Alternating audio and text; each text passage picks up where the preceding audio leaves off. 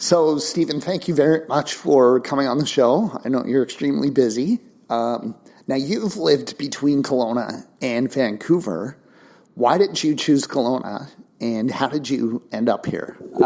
After graduating from law school and working out in Alberta, I wanted to make the move back home. And after high school, played basketball here, went to university at Kelowna. My family's here. So really it was just a move back home that I've been always looking to do. And tell us about your experience in Vancouver. What was that like? I was a lot younger when I was in Vancouver, so definitely a different experience. Kid running around doing children things. So big cities a lot, though. I love going down there. I still go down to Vancouver for work and work out of our Vancouver Ferris office.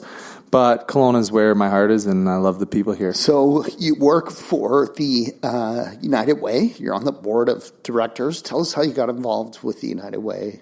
I got involved in the United Way when I moved back here, just looking to jump in with them in any role I could. When I was in Calgary, I was doing some work with the United Way for the workplace campaign at the law firm I was working at in Calgary.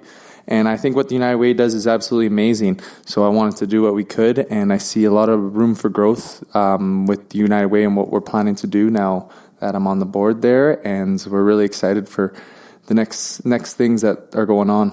So tell us a little bit more about the United Way for people who don't know. It is a charity organization, but what sorts of programs does it do, in particular here in Kelowna? So United Way is actually a charity in the central South Okanagan, Similkameen Valley. And what it does is bring funding in, and then it actually has other charities in our community apply for grants and funding and explain why they need it, why they need this support. And the United Way has a strong board of professionals that then value and see what's going on, see how much funding they actually need, and see if there's other support that they need. Maybe there's another charity that's doing the same thing in town that we can connect them with so that there's not double overlap and funds are being used to the best ability that they can. Or sometimes they just need more governance themselves so we can direct them and make sure that they get the right board in place to put them in the right direction before they get all these funds and they're not using them as successfully as they should be. So ultimately what the United Way wants to do is build a better community. So whether it's supporting programs and other charities that are trying to stop homelessness and bring people into shelters, or children who don't have money to play sports, or single mothers who are raising their kids, or poverty, whatever it be. We're looking to find a way to make all these charities the most successful that they can be and using the resources that we have. And how did you get to be on the board of directors? Did you start off as a volunteer, or did you just call someone and say, I want to be on the board? How does that work? A little combination of both. I started off in a volunteer role and did some work on one of their impact teams, which are awesome. You go into these charities that are applying for grants and funding, and you meet with them and actually have them explain to you why they need this funding, what will happen if they don't get the funding, and find out about their board and what they're doing and what their future plans are, how they might be able to become self-sustaining funding themselves, so that we can move some funds to other in-need charities. So I started on one of those impact teams, which is awesome, and I just really think I could bring a lot to the board, so I let them know that, and they interviewed me, and they thought I could bring a lot to it as well, and it was the right fit. So, does that take a lot of your time, and how long have you been doing that? Officially, I actually just joined the board back in June. I've been working with them in a role a bit since April, and yeah, it's exciting, and it doesn't take up too much of my time. It takes up some time, but it's something that I love to do. So, all these other side community things that I do are things that I'm passionate and that I love, and they're for our people here in Kelowna. So that's what I do in my spare time. And I think it goes without saying, if you've got a lot of physical energy, it gives you the opportunity to do things that you're passionate about. You are the co-leader of the November Project. You'll be the third person on this show talking about the November Project. There was Roz Huber and Michelle Dupuis talked about it, but you're the co-leader of it. So tell us first of all, tell us what the November Project is. November Project is a community free fitness workout every Wednesday morning. We meet at the Sales at 6:29 a.m. At downtown, and it's a community workout for everyone and anyone. It's created in a way that you could be your first time working out in a decade, or you could work out every single day. You'll get what you need out of it and be pushed to your limits, but in a way that you'll feel included and no one feels like they're being left behind. They're in last place. We make sure of that. And it speaks wonders when we hear the stories of how it brings people together. New people who come to the city can come out there and automatically meet 50 to 60 new friends. They'll be connected. I just saw earlier posted on our social group page, somebody saying, hey, I'm going to hike Knox Mountain at noon. Who wants to come? And all of a sudden now there's a big group of 15 people going to hike Knox today at noon. And that's something that they've just kind of taken off on their own with. So it's an amazing thing that's building not just fitness, but a social network, social community, and just growth for people in our city. So it's an awesome thing. And how did you get to become the leader of that? Is it because you're in great shape? Or, again, did you just call someone and say, I want to run this thing? Well, Roz was running on her own for a while, and I think she just needed somebody to blame on if things don't go well. So I said, hey, I'll be your scapegoat, and she does everything, and I just ride her coattails. So that's what I'll say. So tell us about your legal work. What sort of law do you do? I know there's many different fields. There's litigation, there's corporate, there's estates. What type of legal practice do you do? So I'm a solicitor in our firm here. We actually have a full range practice here. We have litigators in family, we have litigators in commercial and employment, and then we have solicitors who keep a pretty general practice. So that means I do work in corporate, general business advising, commercial transactions, wills and estates preparation, real estate, both residential and commercial, quite a wide range of solicitor work. Did you decide as a young person that you wanted to be a lawyer, or was this something that came to you when you were in university? How did you end up becoming a lawyer? Truthful answer, when I was a kid and I watched Jerry Maguire, and he was a sports agent, I was like, I want to be that. And then my mom or something was like, well, you better go to law school. Most sports agents are lawyers first. I'm like, fine, I'll do it. And then all my teachers, too, used to say, I had a knack for just trying to argue a point to death. They're like, you should be a lawyer. I was like, well, I will. And really it was that. And then other people like Gordon Bombay was a lawyer, and I loved the Mighty Ducks. And so not the typical way that most people kind of get brought into the idea of wanting to be one, but I followed it, and I'm stubborn as heck. So when I decided to make my mind up to that, I ended up here. Do you still have the dream to be a sports agent in the future? It's not something that's off the books. I mean, I know there's lawyers who definitely represent players and help with negotiations and contracts for them. So at some point in my career later on, or if the time ever came that somebody approached me, I would consider it and see if it could work with the practice I have now and I could represent people. That's definitely something I would love to dip my foot in and see what it's like. I think it's possible because you're on so many sports things and committees. You're on the UBCO Heat Athletics and also the Okanagan College basketball program.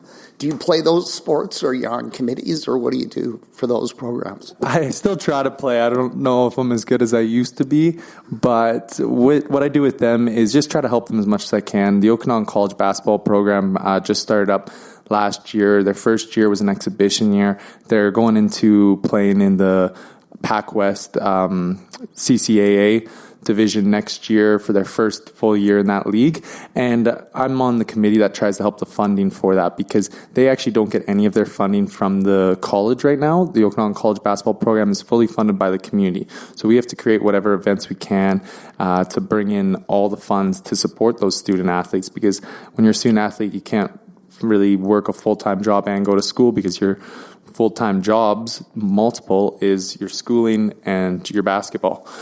So that's what I do with them. With the UBCO Heat, I work on a couple different committees with them. The Athletic Scholarship Breakfast Committee, so that's one of their keystone events that goes on to help funding for the Heat Athletics. And we've just helped organize that and plan it. And then as well, we're starting a new initiative for the Heat Alumni Network. The current Heat alumni are young. The Heat have only been around for about 10 years, and it's tough to have something like what the UBC Thunderbirds have with the alumni network. So we're trying to find a way to engage alumni now so that we can build that and 20, 30 years from now, it becomes something truly special that when people are looking at what schools to go to, they're like, maybe I'll go to UBCO because their alumni program is so awesome. I'll be able to find a great job when I come out. They'll support me. And also then you just stay connected to your school and you have pride for it. And that's what we really want for the city, is just connecting the university, the college, the downtown, the professional world, everything. So you've had a very successful life so far. Can you tell us about a time that you failed and how you recovered from that? Well, there's a couple times I failed in my life. I mean, I have only got to where I am because of my failures. I rise up. When I get beat down, sometimes I'm even ready to quit myself. I find a way to just find that strength from inside. When I was cut from my grade basketball team when I was young, and that's one example from when I was young. And then I ended up playing CIS, captain of our team here for 2 years, and setting different records here and there, and bringing us our first championship with my whole team, because, I didn't really do much on there. But beyond that, a really truthful one is before I moved back here, one of the reasons I wanted to come back home was because I need the support of my family, and that's because I got into a really hard place in my life where I went through a bad depression. And, I mean, it's something that anyone can go through. I went through it, and if anyone ever feels like they might be going through it or in the future does, definitely let me know, because I will not be able to know what you're going through, but I've been through something myself, and I'll be there to support you however I can, and it's a serious thing. So everyone fails no matter what, and I definitely did, and was down in the gutter for quite some time, and just found a way through community, people, family to rise up past it. So you always got to find that. Well, thank you for sharing that. Now, it's been a couple of decades since I've had hair like yours. Your hair looks fantastic. Can you tell us where you get your hair done in the city? Yeah, Man-Made Barbershop downtown. Dan Stewart. He's a wonderful man, and he's my guy. I get it from him all the time, and don't know what I'd do without him. I'm pretty sure the only reason I'm ever on the news or anything is because of him. So give credit to him for whenever you see me in pictures or in videos or whatever it be. Well, your headshot is going to be in this podcast, and I think, you're a good advertisement for him, for sure. So tell us what you love most about your job as a lawyer. My favorite thing about my job as a solicitor is I work with all these people, whether it's key moments in their lives. Even if it's small, somebody buying their first home, that's a small transaction for us, but that's not a small moment in this person's life. And I get to be a part of their team that helps that big moment happen. Beyond that, on bigger transaction levels for us, I'm a part of businesses. I'm part of business from the start when they incorporate all the way to when they're selling their business or merging or making the next large step, when they're getting financing because they got this new idea that's going on and they got to work with the bank to bring in financing to just blow up their business. I'm one member of their team, and I mean, I love being a part of teams. You can see it from my sports background, and it's very rewarding to be able to help those teams succeed. And it's not just one of them. I am doing multiple ones throughout a day, and it's exciting. And hearing the stories of clients and how happy they are, it's a rewarding job. And tell us the same thing about the city of Kelowna. What do you love most? There's many things to love. Obviously, you've mentioned some of them, but what do you love most about this city? The people are amazing. I mean, they are the reason that I do these different things I do, is because I want to connect with them. I want to help this community grow to be even better, because how great it is now, it can just keep getting better always, and we never want to stop growing. And I'm going to even continue on to a second thing that I love, is that it's a playground. I mean, you can, whether it's summer, winter, whatever, find so many multiple 100 things to do in a day that is just adventurous and fun. And I love that. I mean, I love getting outside, being active. There's so much to do. All right. So last question. We would like you to nominate anyone you can think of in the city of Kelowna that you think is an interesting person and you'd love to hear come on this show in the future. Roz Huber nominated you. So you can't nominate her, but anyone you can think of in the city that would be interesting for us to talk to. I'm going to throw 2 nominations out there just because I want to make sure the second one goes if the first one can't for whatever reason. I don't know if they are not allowed to or what, but the first one would be Mayor Colin Bazran. That guy loves this city more than I do in this community, and he wants to see it succeed so much. So I love hearing that and being a part of that with him. And then the second one is going to be my friend Kurt Jory. That guy, same thing. He's doing some amazing things in this city, works a full-time job, and then also beyond that is just organizing events that our city can enjoy, our own community. So those are going to be what I'm going to throw out there. Thanks so much for your time today and for coming on the show. Thank you. I mean, it's a lot of fun to do this, and I love seeing that you're getting out there and talking to amazing people in our community, a lot more interesting than me, and so keep it up. Thank you. Luke Mankus is a realtor with RE/MAX Kelowna. He loves what he does. We asked Luke if he had any regrets about moving here in 2011, and he always says, yeah, one regret, and that is he didn't move here sooner. When Luke came here, he didn't know anyone. He didn't know the neighborhoods or anything or anyone besides his daughter, who was 6 years old at the time. So he knows what it's like. Now, he's an expert and has helped well over 100 single people, couples, families, and investors with their real estate needs in the Okanagan. If you're new to our beautiful city, Luke can help you get connected with great lawyers, dentists, carpenters, landscapers, swimming pool installers, you name it. And whether you're new to Kelowna or not, Luke knows real estate. He can help you find a great property, negotiate a good deal, and hold your hand all the way through the process until the day you get your shiny new set of keys.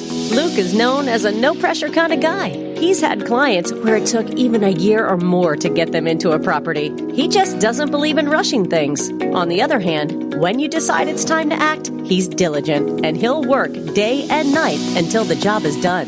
Give Luke Mankus a call or a text message at any time. 778-215-4273. Again, that's 778-215-4273. 778-215-4273. To chat with Luke about real estate.